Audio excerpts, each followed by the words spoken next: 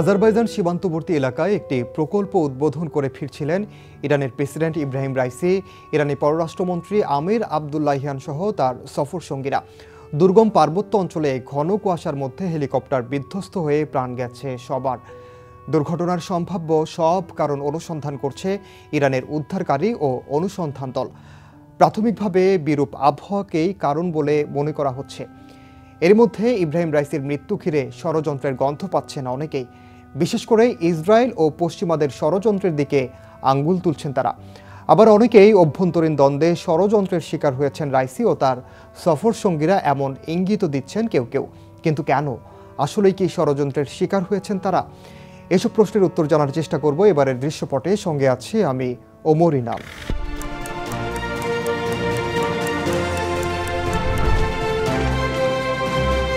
ইরানের বলিষ্ঠ নেতৃত্বের পাশাপাশি ইব্রাহিম রাইসির আমলেই পারমাণবিক অস্ত্র অর্জনে সমৃদ্ধ ইউরেনিয়ামের মজুদ বাড়ানোর তৎপরতা শুরু হয়। সেই সঙ্গে ইব্রাহিম রাইসির শাসন আমলেই প্রথমবারের মতো ইসরায়েলে সরাসরি হামলা চালায় ইরান, জানিয়ে নতুন করে দ্বন্দ্ব শুরু হয় তেহরান ও তেল আবিবের মধ্যে, যা এখনও চলমান। প্রেসিডেন্ট ইব্রাহিম রাইসি ও পররাষ্ট্রমন্ত্রী হোসাইন আমির আবদুল্লাহিয়ান দুজনেই ছিলেন কট্টরপন্থী নেতা। আমির আবদুল্লাহিয়ান দেশটির আধা সামরিক বিপ্লবী গার্ড বাহিনীর অত্যন্ত ঘনিষ্ঠ ছিলেন। 5 বিশ্বশক্তি ও জার্মানির সঙ্গে পারমাণবিক চুক্তি নিয়ে যুক্তরাষ্ট্রের সঙ্গে পরোক্ষ আলোচনায় তদারকি করার সময়ও পশ্চিমাদের এক হাত নেন ইব্রাহিম রাইসি। ইরানের 2 শক্তিশালী নেতার অপ্রত্যাশিত মৃত্যু মধ্যপ্রাচ্যের দেশটিতে ক্ষমতার লড়াইয়ের নতুন মেরুকরণ করবে কিনা সে প্রশ্নও উঠেছে। সে কারণেই রাইসির মৃত্যু নিছক দুর্ঘটনা নাকি দেশি বিদেশি ষড়যন্ত্রের অংশ তা আলোচনায় উঠে এসেছে। বিদেশি শত্রুদের পাশাপাশি অভ্যন্তরীণ শত্রুরা রাইসির মৃত্যুর সঙ্গে জড়িত বলে ধারণা অনেকেরই। দ্য ইকোনমিস্টের একটি প্রতিবেদনে বলা হয়েছে, খোদ ইরানেই ইব্রাহিম রাইসির শত্রুদের একটি দীর্ঘ তালিকা আছে, যার মধ্যে রাইসির বিপরীত মতাদর্শের মধ্যপন্থী ব্যক্তিরা রয়েছেন। তারা রাইসিকে অযোগ্য প্রেসিডেন্ট হিসেবে বিবেচনা করে।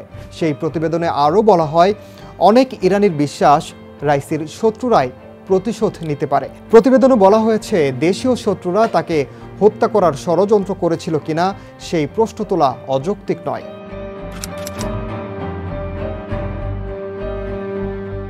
দ্য ইকোনমিস্টের প্রতিবেদনে বলা হয়েছে, ইরান ও ইসরায়েল দীর্ঘদিনের শত্রু হওয়ায় তেল আবিবের জড়িত থাকার বিষয়টি উড়িয়ে দেওয়া যায় না।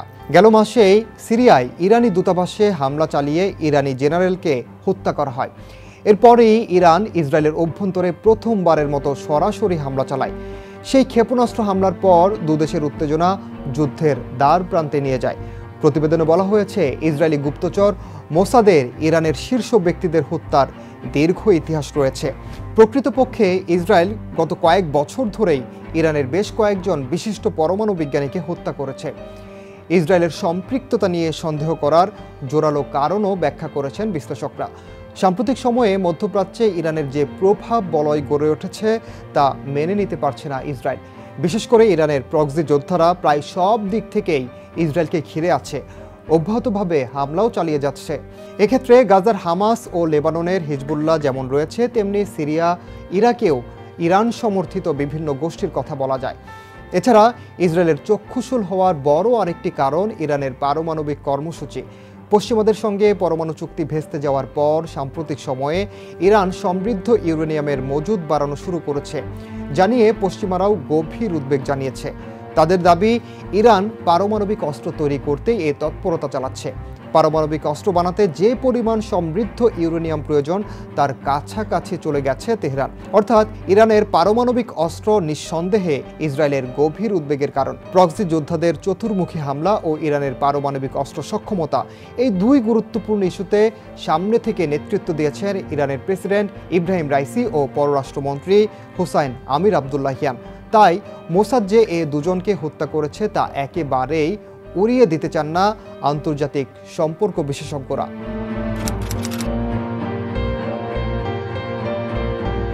গণমাধ্যম বলছে ইরানে ওত পেতে আছে মোসাদের গোয়েন্দারা, একেবারে নেটফ্লিক্সের গোয়েন্দা সিরিজের মতো, যারা অব্যাহতভাবে গোপনে তাদের অভিযান পরিচালনা করছে। এরই মধ্যে বিশিষ্ট অনেক বিজ্ঞানীকে মোসাদের গুপ্ত হত্যার শিকার হতে হয়েছে। এই যেমন 2010 সালের জানুয়ারিতে মোটরসাইকেলে রাখা রিমোট নিয়ন্ত্রিত বোমা দিয়ে তেহরান বিশ্ববিদ্যালয়ের পদার্থবিজ্ঞানের অধ্যাপক মাসুদ আলী মোহাম্মদীকে হত্যা করা হয়। ইরানের পরমাণু বিজ্ঞানীকে হত্যার জন্য যুক্তরাষ্ট্র ও ইসরায়েলকে দায়ী করে ইরান। একই বছর তেহরানের শহীদ বেহেশতি বিশ্ববিদ্যালয়ের পারমাণবিক প্রকৌশল অনুষদের অধ্যাপক মজিদ শাহরিয়ারি কর্মস্থলে যাওয়ার পথে গাড়ি বিস্ফোরণে নিহত হন। সেই বিস্ফোরণে তার স্ত্রীও আহত হন। তৎকালীন ইরানের প্রেসিডেন্ট মাহমুদ আহমেদিনেজাদ হামলার জন্য যুক্তরাষ্ট্র ও ইসরায়েলকেই দায়ী করেন।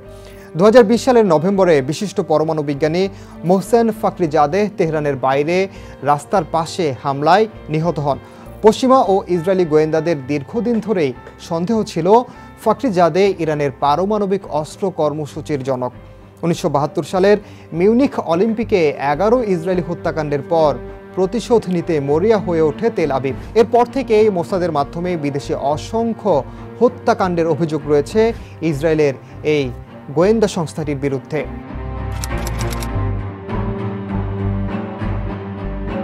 ইরানের শক্তিশালী প্রেসিডেন্ট ইব্রাহিম রাইসির মৃত্যুর পেছনে গণমাধ্যমগুলোতে বৈরী আবহাওয়াকে দায়ী করা হলেও এটি নিছক দুর্ঘটনা নাকি পরিকল্পিত হত্যাকাণ্ড তা নিয়ে জল্পনা কল্পনার শেষ নেই।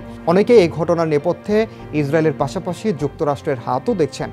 ইব্রাহিম রাইসি যে হেলিকপ্টারে ছিলেন সেটি ছিল মার্কিন হেলিকপ্টার বেল 212 মডেলের। মার্কিন এই হেলিকপ্টারের দুর্বলতা নিয়েও সামাজিক যোগাযোগ মাধ্যমে প্রশ্ন উঠেছে। তেহরান কি এই দুর্বলতা সম্পর্কে কিছুই জানতো না? এমন প্রশ্নও ঘুরপাক খাচ্ছে। তবে 1979 সালে ইসলামী বিপ্লবের পর ইরানের কাছে এমন কোনো হেলিকপ্টার যুক্তরাষ্ট্রে বিক্রি করেনি, এমন তথ্য উঠে এসেছে গণমাধ্যমে।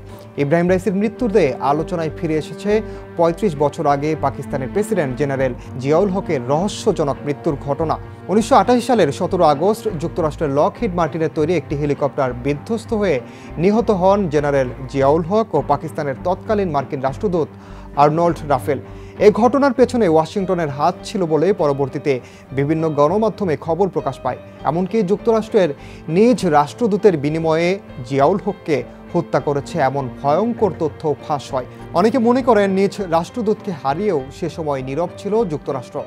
রাইসির মৃত্যুতে এসব অঙ্ক মেলানোর চেষ্টা করছেন অনেকেই।